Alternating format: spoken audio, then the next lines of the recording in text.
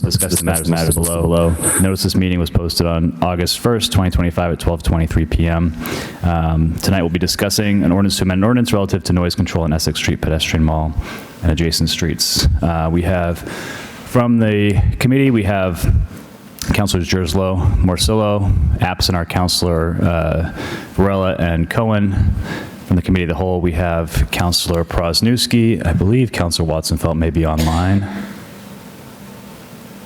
She is not joining us remotely. And from the city, we have Beth Renard and Jeremy Fisk.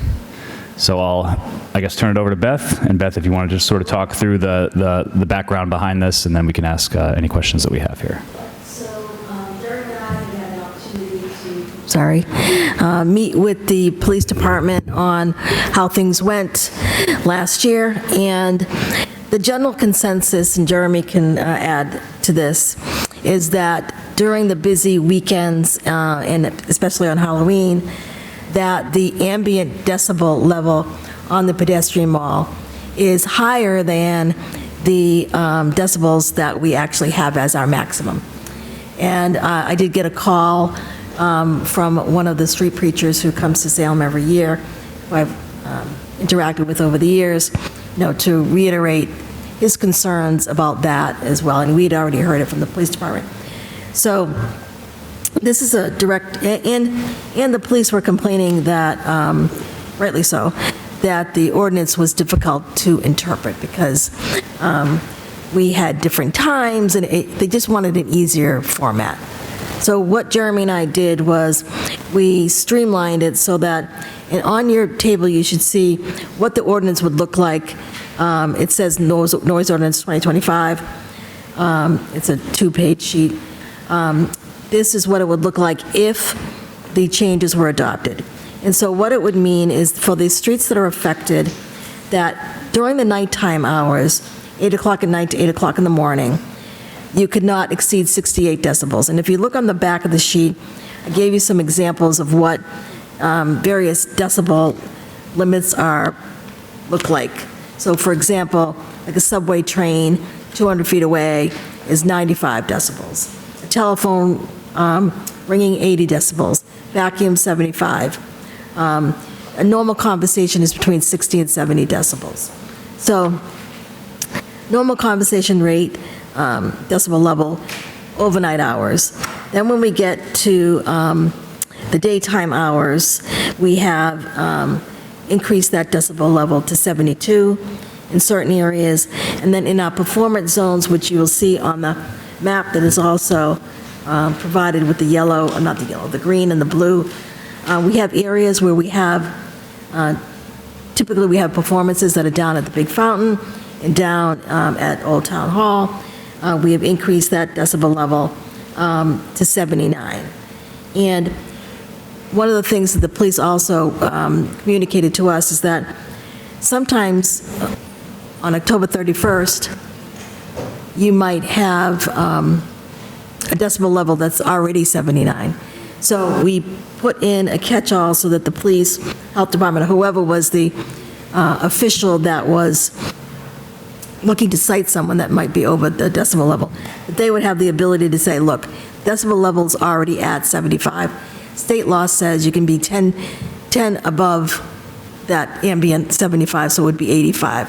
So for example, if on Halloween, the ambient noise level at 4 o'clock was 80 or 75, and the street preacher was preaching in an area that he was able to preach in, that the police would be able to say, okay, you're not more than 10 decibels above ambient, and still be compliant with the ordinance.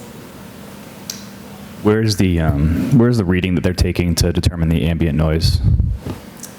So it's 15 feet away from, so let's say the preacher was on the corner, or a guitarist was on the corner, 15 feet away from that you take the measurement. And that's in the first paragraph, it's in B, 22.6B. The last sentence, it measured 15 feet from the noise source. Right. Any questions from the council? Councilor Jerslow. Thank you, Councilor Hepworth.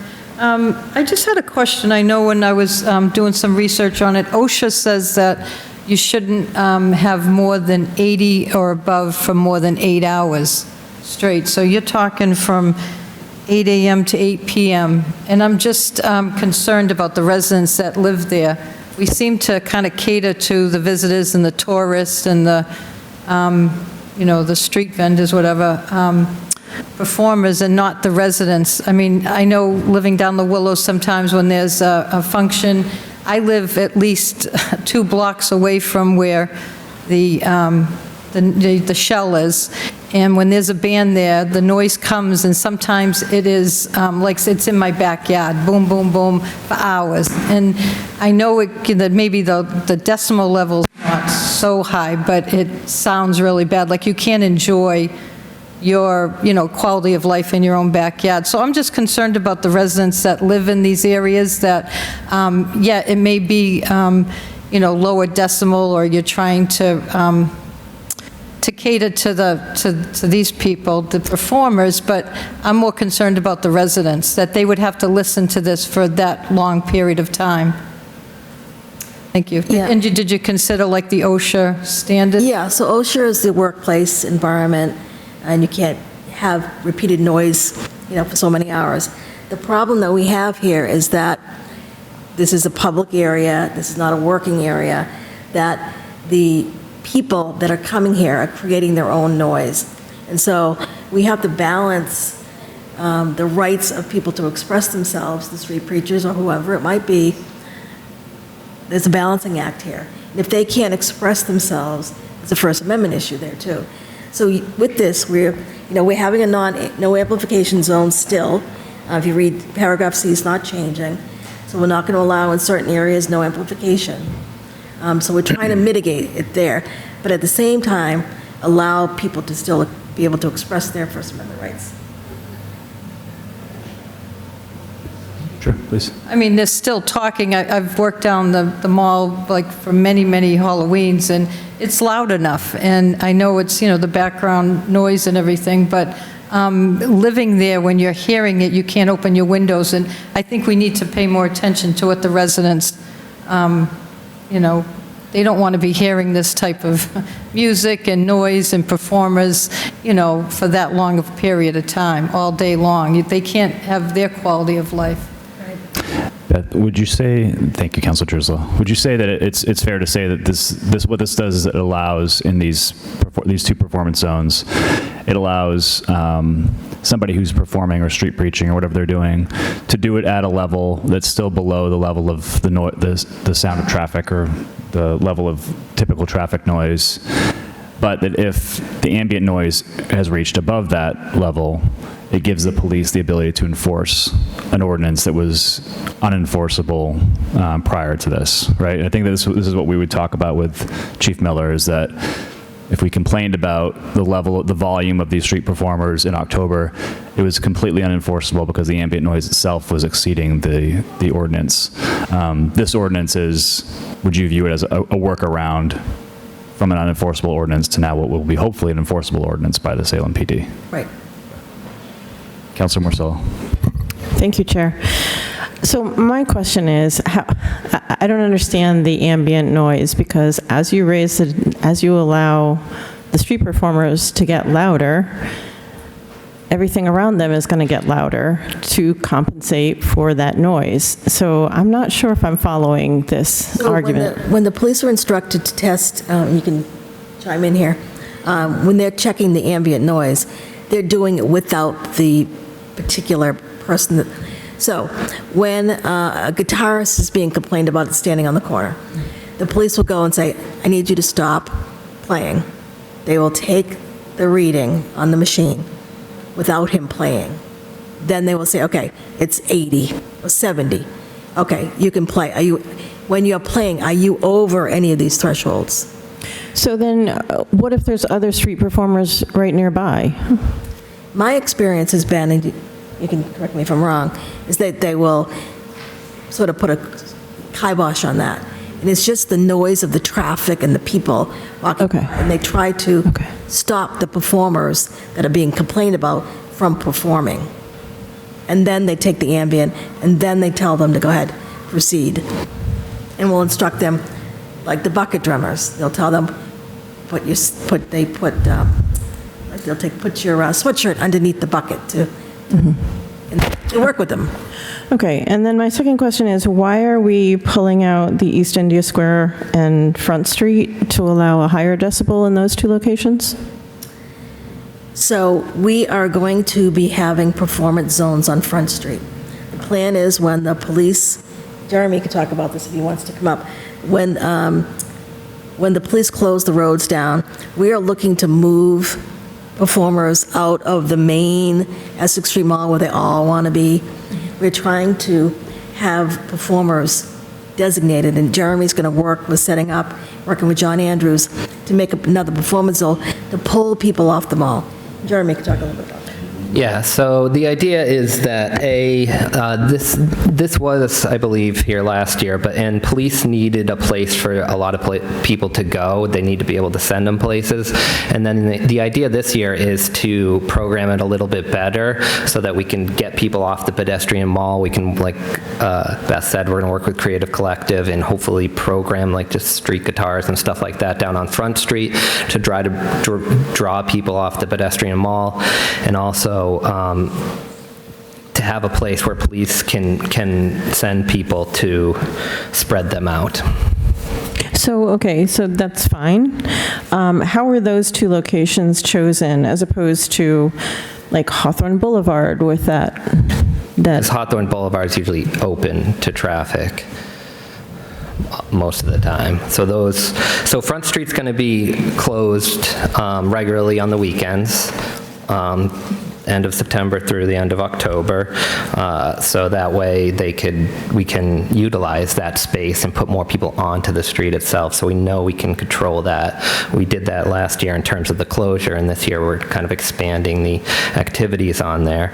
And East India Square is also, we know we can control that area and close that off. Okay, thank you. Yep. Councilor Varela, who is joining us remotely. I also note that Councilor Varela and Councilor Watson-Felt are joining us remotely. Hang on a second.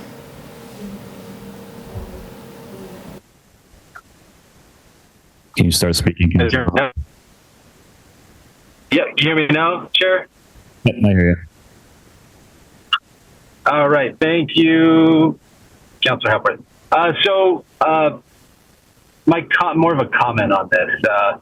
I do agree that we have to do something to help out the residents when it comes to the overall noise on the pedestrian mall. And I guess my question is, decibels beget decibels. I mean, what happens and what does enforcement do when the overall ambient noise of our guests here in Salem go over the legal decibel level? Like, what is there something that enforcement does to quiet down the ambient noise if it was over a certain decibel level? This is, sorry, let me, mute. This is where the police take the decibel reading of the ambient noise, and whatever it is, it can be 10 decibels above that reading, correct? Does that make sense, Councilor Varela? It does, but I guess when it's over... Sorry, hang on a second. If I may, through you, Sure. I think his question was, what did the police do to quiet people down?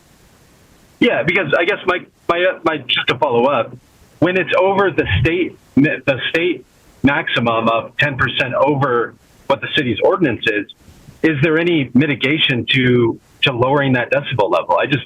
I can see this as an enforcement tool, but when that overall ambient decibel level is even 10% or 10 decibel levels over what the city ordinance is, what happens then?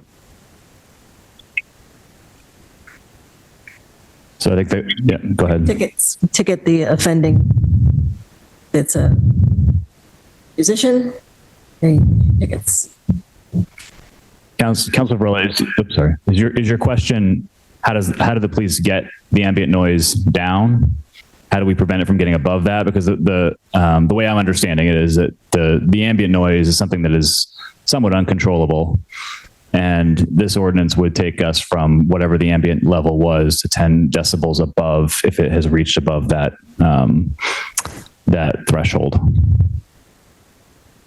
And you're unmuted now. Yep, that's my, I guess my question. But if, let's say, the decibel level is over 85, which is over the state, like, is there a procedure to lower the decibel level overall, or is it just there's nothing that can be done and now it's just over and it's got to wait until it's, I'm just wondering how enforceable this is when we have thousands of people on pedestrian mall and that decibel level is going to be well over the, not only the city's ordinance, but the state's 10 decibel over the ordinance. If I may. So we will be posting these, if this gets approved, we will be posting signage with the QR code to the map and the ordinance. It will give that most people, most performers want to be compliant, what I'm told by the police. And so if most of the performers are being compliant and know what the rules are, then they can have time to deal with those that aren't. So this is a way to put an ordinance together that is easily understood by the police and the performers, and they can deal with and ticket those people that are non-compliant. Do you agree with that, Council? I'm looking at former police officer. Councilor Prosnewski. Every year, we try to figure out what's going to be too loud, how we're going to adjust and enforce the noise in the crowds downtown. You know, what it comes down to is reasonableness, and I don't think that word's been used yet. You see a large crowd, and there's a reasonable amount of noise expected from a large crowd. Working downtown for many Halloweens, I've seen it when this mall area was completely full, and it has its own ambient atmosphere. It's expected, and it's reasonable because that's the type of crowd you have there.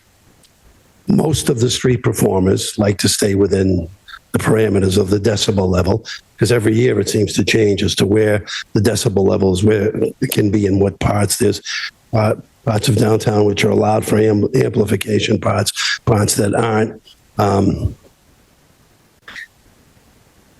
It's the few performers that come in who don't have to be licensed, by the way, anymore, which they used to be, that may try to take advantage and try to push the limits of that.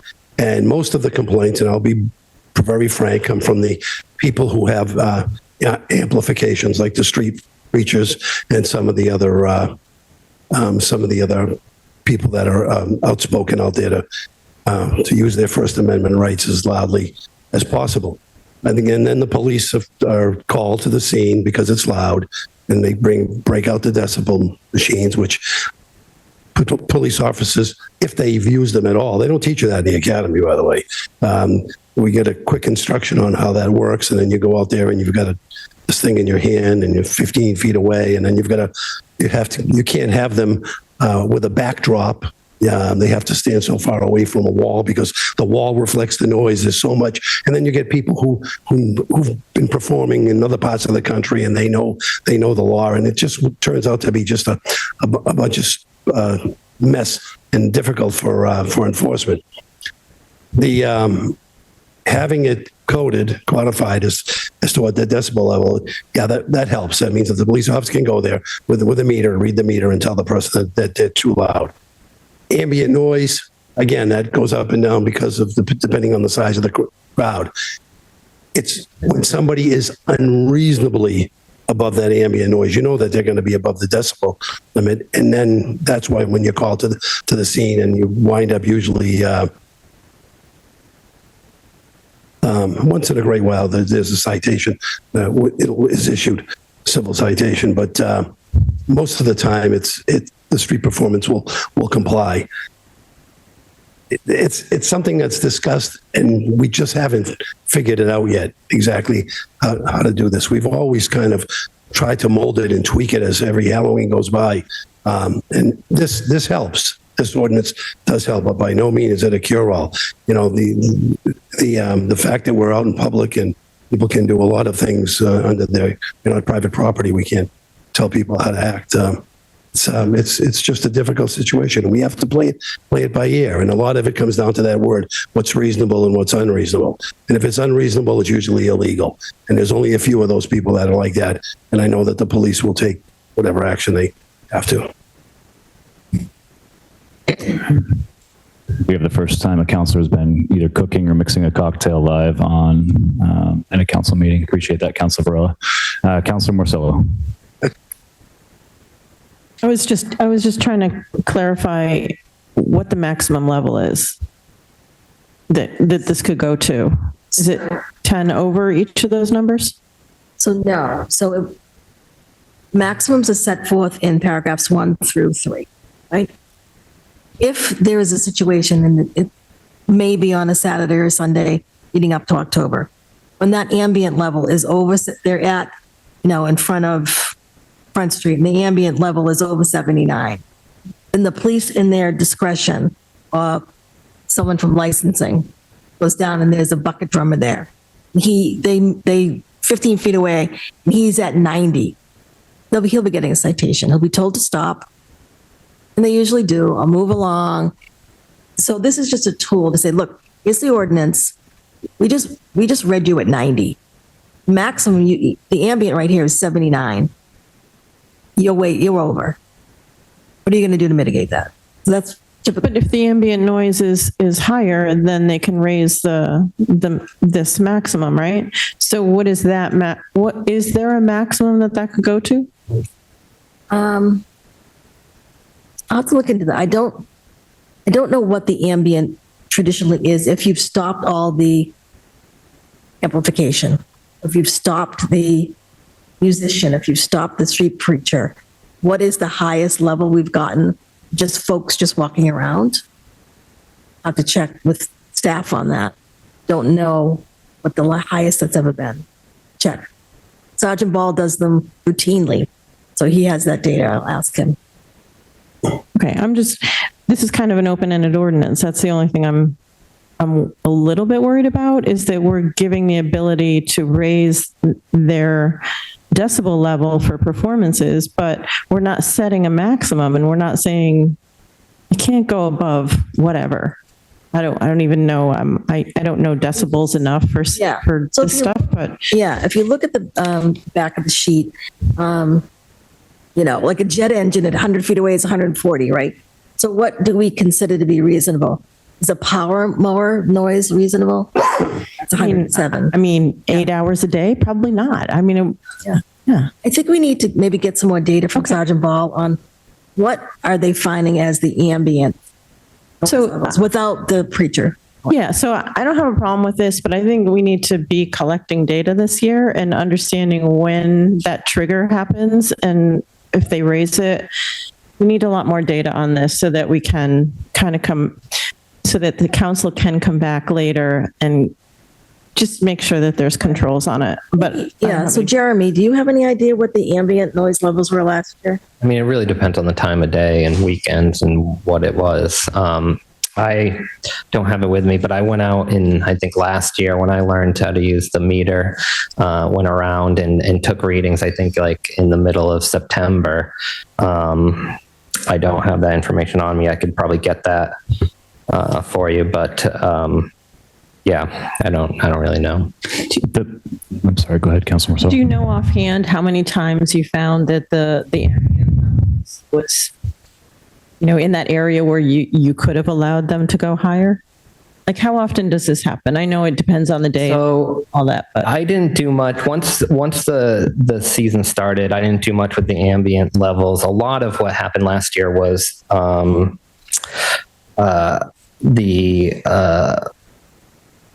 the word I'm looking for? I can get this. The speakers and their speakers. Amplification, thank you. So a lot of it last year was amplification. That seemed to be actually really popular in terms of like residents. It was a much easier way if somebody had amplification, if you're within this map, to say, hey, you can't do that, move along, let's spread you out, let's go over here, you can go over here. So a lot of it was the amplification part of it. Not as much with me doing the decibel levels. Okay.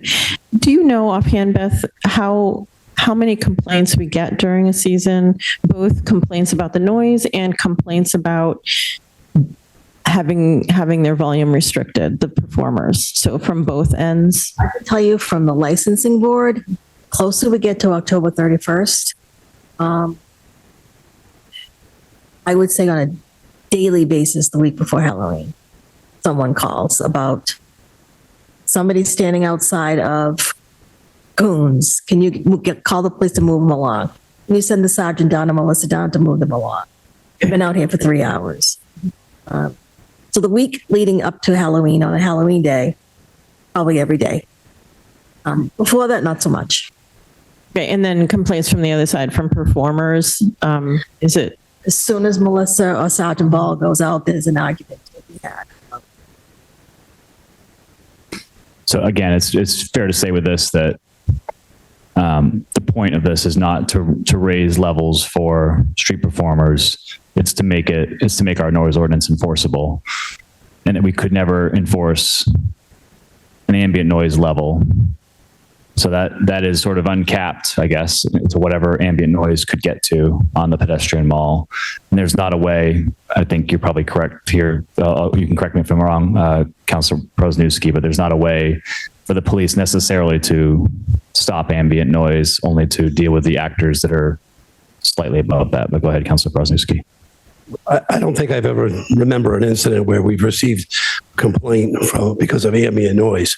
I mean, we have residences downtown. The biggest areas where we hear a lot of complaints is from the Church Street condominiums, which the old Almies, and also 121 and 125 Essex Street, which is across sort of kitty corner to the Hawthorne Hotel.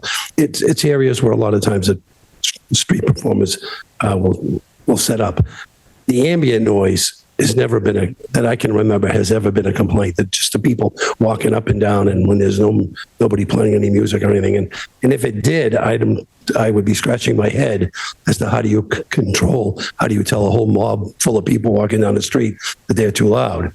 I would need an awful powerful loudspeaker to do that. Would it be correct to say, though, that the ambient noise, while it's never been a problem, it has been a problem for the police, and that the ambient noise has caused the Salem PD to not be able to enforce the noise ordinance? Yes, what it does is it makes people with amplification raise their amplification above that ambient level. And when the ambient level is high, you take it that one step further, and it becomes a nuisance. And now the people at Church Street, the people on Essex Street, they can't go to bed. They keep their windows closed. It's the people above the old Army barracks. They've had their fill of noise from the amplification, people with the over amplification. We have street guides, people doing the tours. They wear the amplification on their thing, but they usually do that just so that people can hear them just a little bit above the ambient level. I know that there's a gentleman who does juggling on a tall unicycle in front of the Peabody Essex Museum in that little area where the old armory was, and he's got an amplification, but it's not loud. It's not unreasonable. Like that's the word that I'm looking for. We don't get complaints about that.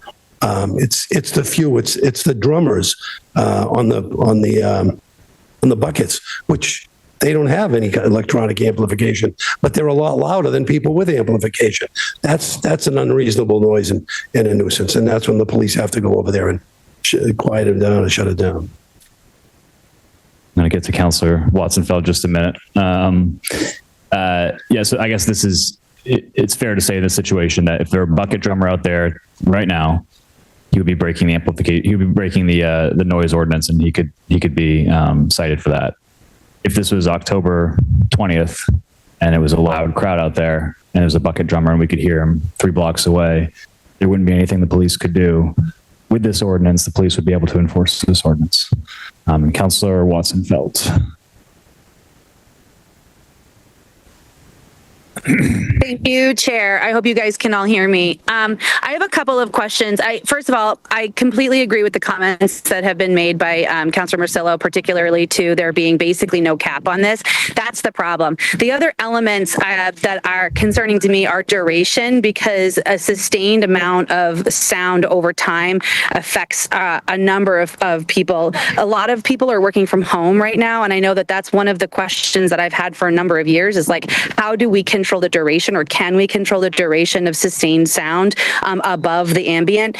The other issue that is of concern to me, and I'm not really sure how we would be enforcing this current ordinance without doing this, is to further govern exact locations where performers can be. Because if you have two performers that are less than 30 feet apart and you've got one reader trying to figure out which one of them is louder, what you really have is a crescendo of aggregate sound throughout an entirely relatively enclosed space, barreling upwards as well when you start to add in second floor apartments, alleyways, all of that. So I don't even know how you would, how an enforcing agent would delineate one performer above base than another. So I would say, how do we enforce this without also requiring specific locations or allotting specific locations for performance that require a certain minimum distance apart from one another, so that we can also in sort of gain some control over this? Was that a part of this conversation in considering putting this forward at all? Or I know we can govern time, place, and manner, right? So does I guess the questions are, does time, place, and manner, does time include duration? And place, did you all consider putting limitations on where you can be in order to help control and govern this in some way?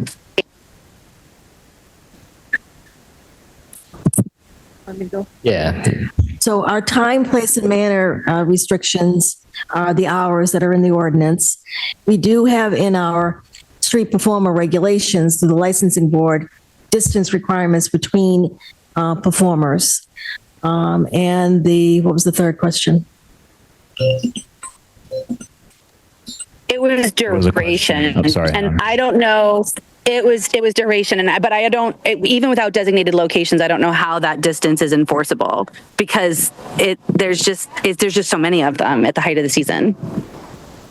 Right, and that's Jeremy's job, and Sergeant Ball, is to try to relocate people when we have them too close to one another and they're both, playing a guitar. We do still have the amplification ban on the weekends in October. That's still in the ordinance, and that was pretty effective last year, but some people would just go to right outside the zone in front of the city hall, for example, and play. They would just move around. So it's a game that's played with the police, and it is. They move around. And Jeremy, just shuffling people around to try to, And what about the duration? Can you cap the duration of one performer's? They don't like to be too close. Sorry, Councilor Watson, hang on. Sorry, you have to wait for me. Oh, sorry. All right, you are unmuted now. Go ahead. I was just saying, I want to hear Jeremy's answer, but I was just also following on with whether or not duration limits can be set, or if that's out of the possibility given the First Amendment rights. Just being downtown last year during the weekends, I have found that they don't like to be too close to each other and compete directly. They do have a little bit of self-regulation in terms of spreading out. Of course, not everyone, and there were, a couple instances of a little bit of a turf war. But in general, I do find that they try to spread out from each other and regulate themselves. Councilor Watson, do you have any other questions?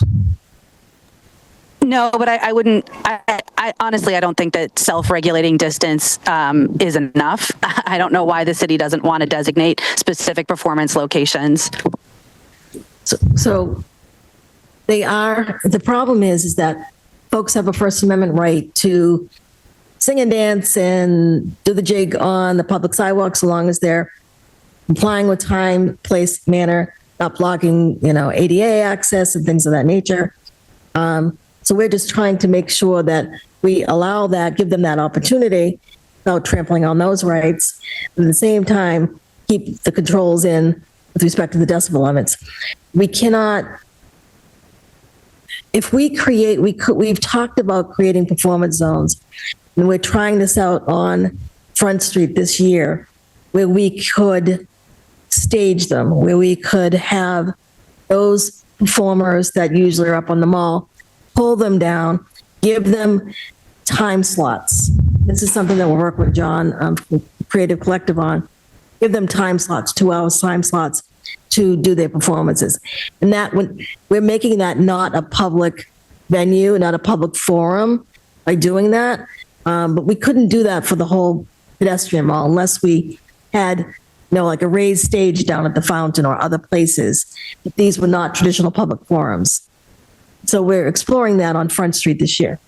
Yeah, part of that is trying to spread people off the pedestrian mall. But people are going to go where there's more people, more money to be made. So it's tough. But yeah, I mean, the idea of doing it on Front Street is that we can pull people down and have some of these performance zones like you're talking about. I guess there's I'm sorry. No, Chair. Are the performers Sorry. that are going to be in these performance zones the current crop of performers, or are we opening this up to new performers like a cappella groups and school groups? And so is this going to be in addition to, or are we actually trying to take the performers that show up? And I think it's a little bit of both. I think we want, certainly down on Front Street, we don't want the big dance crews and stuff like that. We want people with I think we've limited it to a 3-piece band, a person with a guitar. So I know some of those people play on the Common currently, and maybe we're going to bring them down over there. how is word getting out about this, that they can sign up for a slot? John Andrews is working on it in Creative Collective. So there's some sort of a list of people that show up, or some sort of a... I'm not sure. I'd have to talk to him how he's going to program it. Curious if this is additive, or if we're really trying to spread it out, like getting some of the existing performers into these other locations. That's my only question. Was when we met with John, that was our directive, is that was our goal, is to, he knows all the players that are out here in October. Okay. And they make their way down and work with him during the markets. Mm-hmm. That was our directive to him, is our goal is to get those folks that are on Essex Street Mall slotted in times down on Front Street when it's closed. Okay. And then I don't know if this was Councilor Watson-Feld's question, but the duration question, is there anything the city can do to say you can stay in a spot for an hour and then move to a new one? It's like the anti-loitering ordinances that have been found unconstitutional. I haven't found a way to do that legally. Okay. Because it all is a lot of cases, and all mostly related to anti-loitering ordinances that have been found unconstitutional. And they mirror those cases. So we've tried to do it with hours from 8 o'clock in the morning to 8 o'clock at night. I know that the specific complaints I've heard are about musicians with very loud instruments that are just there for hours during the day, and they're trying to work, and I get it. And so that's, I think, the duration question of, I'll look into that some more. Yeah, okay. We have a law student here tonight, Natalie. I introduce you to her, and maybe that's something that Natalie can work on. Take a look at that. I mean, I know that it would be terrible to enforce, but the police do. Melissa will do that. We'll go down. She knows them all personally, and we'll go down and say, Harry, you've been out here too long. Can you please move down? And for the most part, they do. You're just going to call the office or call Sergeant Paul, get somebody out there. Any other questions or concerns about the ordinance in front of us? Councilor Jerslow. I do have one question about the 8 a.m. Does it have to be that early? No, that's completely up to you. 10 o'clock? Better? I think 10 o'clock. I mean, I know most of them don't start till the afternoon, but there could be one or two that, if they're there at 8 a.m. is pretty early. I would think more 10 a.m. Jeremy, any issue with your performances that are scheduled? No, definitely not before 8 a.m. I mean, not by 8 a.m. So I think 10 would be fine. This is in 2 exceeding 72 decibels between the hours of, I'm sorry. 10 a.m. Yeah. Some 3. 10. 3. Sorry. Yeah. 10 a.m. and 8 p.m.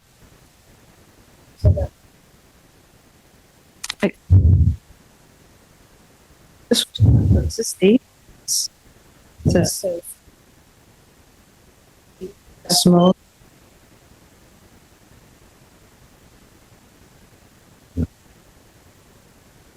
Everywhere it says 8 a.m. Yeah. They'll say 10 a.m. Okay. Any discussion? I guess that's a motion by, is that a motion by you, Councilor Jerslow? Motion by, yep. Councilor Jerslow moves to change 8 a.m. to 10 a.m. in sections 1, 2, and 3 here. Second. Seconded by Councilor Morcillo. Any other discussion on that? Seeing none, all those in favor? None opposed. I count 3 hands in favor. That carries. Anything else for amendments or questions? Are there any questions from listeners? No, from Online? No, nothing else online. Okay. And I don't see anybody Just Andy smiling. attending. I just see Andy smiling at the camera there. Put it on the chickens, Andy. All right, any other motions? Just, yeah. Councilor Morcillo. I'll make a motion to refer this to the council with a positive, as amended, with a positive recommendation for approval. Councilor Morcillo moves to refer to the full council with a positive recommendation as amended, seconded by Councilor Jerslow. Any other discussion? Seeing none, all those in favor? Any opposed? Matter carries. And then one more motion. Motion to adjourn. Councilor Morcillo moves to adjourn. All those in favor? We are adjourned. Thank you, Beth. Thank you, Jeremy.